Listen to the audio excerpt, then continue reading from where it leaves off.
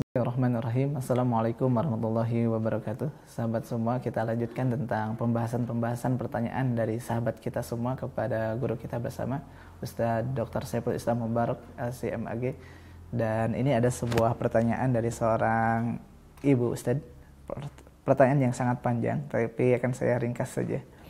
Intinya, seorang ibu ini, beliau menikah dengan seorang suami yang sudah memiliki 2 orang istri. Tapi secara diam-diam Ustaz menikahnya. Tapi lama-kelamaan ketahuan sama keluarganya dan disuruh untuk bercerai oleh kedua istrinya.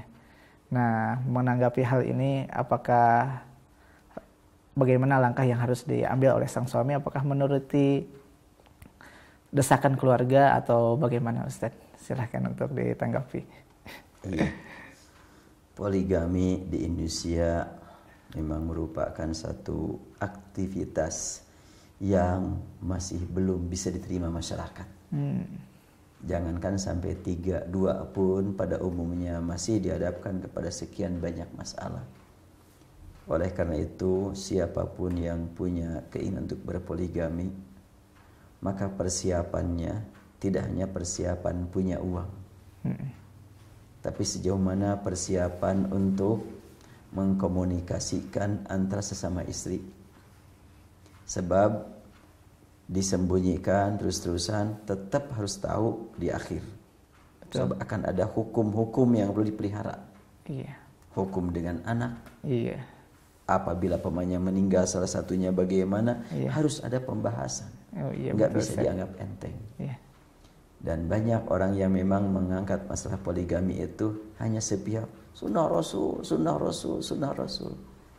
Insya Allah kalimat itu tidak bertentangan karena Rasul melaksanakannya. Betul. Tapi sunnah Rasul dalam segala segi. Jangan cuma angka istrinya saja. Bagaimana memposisikan istri untuk kepentingan lebih luas. Rasul membagi tugas kepada sekian banyak istri untuk kepentingan yang sama. Ibadah kepada Allah, menyebarkan dakwah, menjadi teladan buat masyarakat. Nah tadi saya tidak tahu latar belakang intinya kenapa bisa sampai punya istri 3. Tentu dari kejauhan kita cuma mampu berdoa ya. Betul Ustaz. Mudah-mudahan rukun gitu. Amin. Karena ini sudah jadi. Iya betul Ustaz. Kalau sudah jadi bukan berbicara cerai atau jangan. Yang pertama harus dilakukan sebab tolak itu kan abghadul halal ilallah. Tolak itu, mencerai itu merupakan sesuatu yang halal tapi posisinya adalah dimurkai. Memurkai Allah ya. Iya. Ada pertanyaan kepada saya. Kalau wanita yang lagi hamil boleh dicerai enggak? Jawaban saya, mau yang lagi hamil, mau yang tidak lagi hamil jangan dicerai. Itu jawaban pertama. Iya betul. Jangan, yang lagi hamil enggak boleh. Berarti kalau yang tidak hamil boleh. Enggak bisa begitu. Abghadul halal ilallah. Makanya kalau sudah terjadi ini, istrinya 3, kita harus sama-sama berdoa, memohon kepada Allah. 3-tiganya mestinya begitu. Iya. Mohon kepada Allah solusi yang baik. Jangan emosi yang bicara. Ceraikan. Yang nomor 3, suaminya jelas punya tanggung jawab dia. Betul. Aku ini sudah mendapatkan amanat dari Allah 3 istri. Harus dijaga 3-tiganya. Betul. Lebih-lebih lagi kalau pemanya istri yang ketiga inilah ditinggal wafat oleh suaminya. Baru tinggal wafat, pas habis iddah ditinggal lagi oleh ini. Ya jelas itulah merupakan ada hal yang perlu diperhatikan lah gitu. Iya.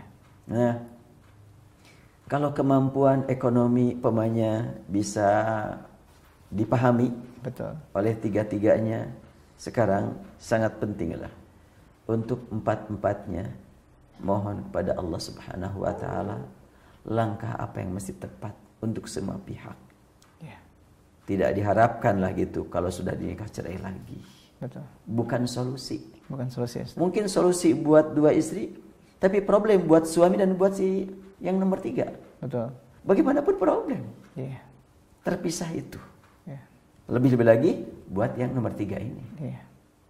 Ya tapi kan dia merebut. Iya, merebut itu kan kata satu pihak. Iya. Kata pihak yang ini, kan saya masih punya hak di dia selama dia belum lebih dari 4. Iya, belum betul. sampai 4 masih punya hak kan gitu. Jadi ini sebetulnya sangat sulit memang berbicara masalah poligami ini, sangat-sangat sensitif. Makanya saya sudah tulis buku dulu berjudul Poligami Antara Pro dan Kontra. Yang dibahas dalam buku tersebut adalah tentu hak-hak perempuan harus diperhatikan oleh calon suami sebelum nikah. Apa sih yang disiapkan? Kalau punya istri 1 seperti ini, punya 2 seperti apa? Jangan cuma berbicara, oh sunnah Rasul. Enggak, dulu begitulah. Tapi tentunya diperhatikan kewajiban saya terhadap istri 1 ini masalah pembinaan akidah, ibadah, akhlak, di samping menafkahi. Betul. Dan kiswah, dan sakan tempat. Bagaimana kalau 2? Kan 2 kali lipat semuanya. Betul. 3 kali lipat semuanya. Di samping 3 kali lipat juga ada tambahan lagi, yaitu mengkomunikasikan antara 1, 2, dan ketiga. Wah, cukup berat memang masalah menikah. Makanya jangan sampai dianggap enteng. Saya pesan kepada para suami, apabila berbicara poligami, serius tentang amanat ilahi. Al-Quran berbicara, fankihu ma tabalakum minan nisa mathna wa thulatha wa ruba'a. Itu diawali dengan fa in khiftum alla tuqsitu fil yatama. Artinya untuk kepentingan umat masyarakat.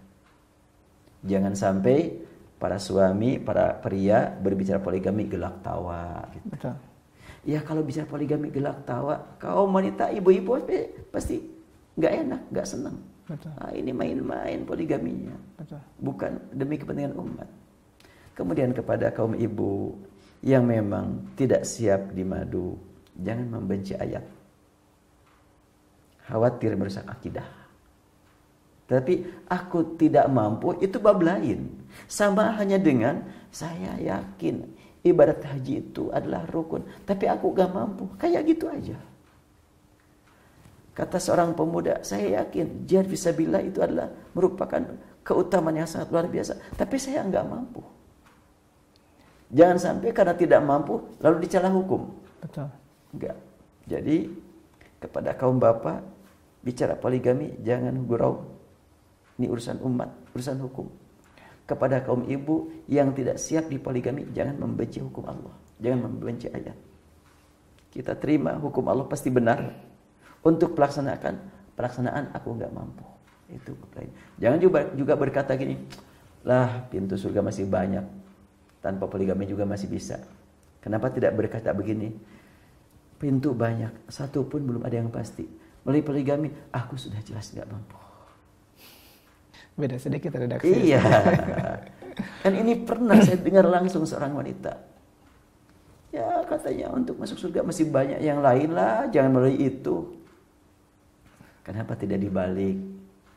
Melalui ini belum tahu, ini belum tahu. Dengan ini tuh cukup berat. Kalau begitu kan merendah di hadapan Allah. Betul. Kalau merendah di hadapan Allah akan Allah angkat. Kalau nyombong akan Allah jatuhkan. Ya, mudah-mudahan semua orang yang sudah melakukan poligami Allah berikan kemampuan bertanggung jawab di hadapan Allah tentang semua istri yang di bawah kewajiban dia dan tentang anak-anaknya. Adapun masalah, jangankan lebih dari satu juga masalah selalu ada. Betul. Dan tentu masalah tersebut akan dapat diselesaikan manakala memang iman dahulu dan ilmu dan action amal. Satu kesatuan iman, ilmu dan amal. Wallahu a'lam. Itu semua jawaban dari Ustadz, mudah-mudahan bisa diambil banyak manfaat dan faedah. Insyaallah kita akan lanjutkan pembahasan ini di episode berikutnya. Wassalamualaikum warahmatullahi wabarakatuh.